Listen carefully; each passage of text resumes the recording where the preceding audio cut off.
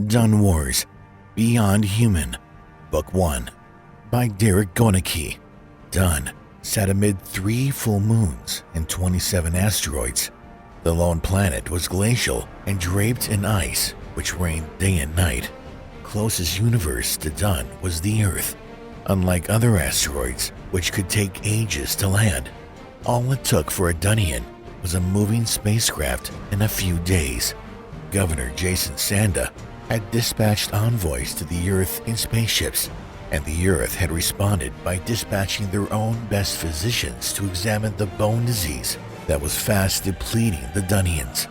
As Keith whispered, he plunged a grip into his bag and felt for his bayonet.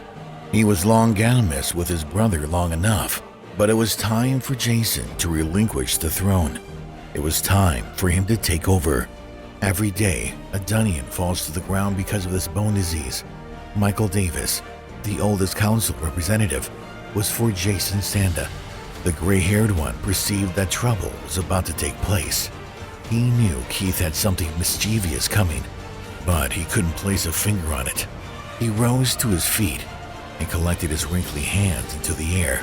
Without hesitancy, he pulled out his bayonet and flung it towards the glittering throne. The quickness of the sword gave Jason Sanda no moment.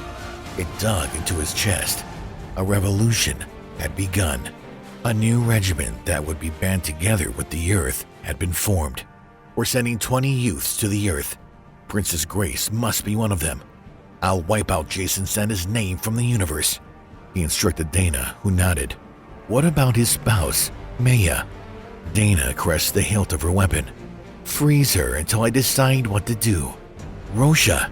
The soft soprano danced through her eardrums, interrupting the magnificent thought that she was having her hands quivered as she clutched her journal. She scribbled 4 words on a clean page after entering the date. I had the thought again. A curious thought had been haunting her mind for her 21st birthday. She was 23 now, and it wouldn't stop.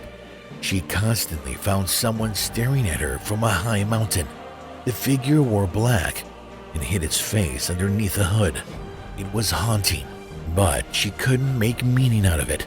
Over the years, she had thought about seeing a therapist for an explanation, but she switched her mind, recognizing that everybody would consider her weird. Who was the person behind the cloak? Why was the figure always appearing to her? Could it be just a dream? He was about to take his eyes off her when he noticed a tattoo on her left arm. He could see it because the dress she wore had short sleeves. The symbol was the strangest he had seen. It was more emblematic than arbitrary. He thought if she was a witch or something. He took his eyes off her and minded his business. I didn't mean to gawk. It's just that you have got a delicate tattoo. She scoffed. That's weird. I don't have tattoos. She scoffed. He almost got a chuckle from her, but the humor in his sentence melted away as she remembered the interview. Your arm, left. He thought she was weird. Who denied their tattoo? Rosha's eyes tracked his direction. That's when she saw it. A deep red circle had developed on her arm. What was stranger was that the circle wasn't closed. Her eyes swelled in apprehension as she spotted something stirring under her skin. The further it proceeded, the grander the circle came to be. She was about to let out a screech when she recognized she was still in the cab.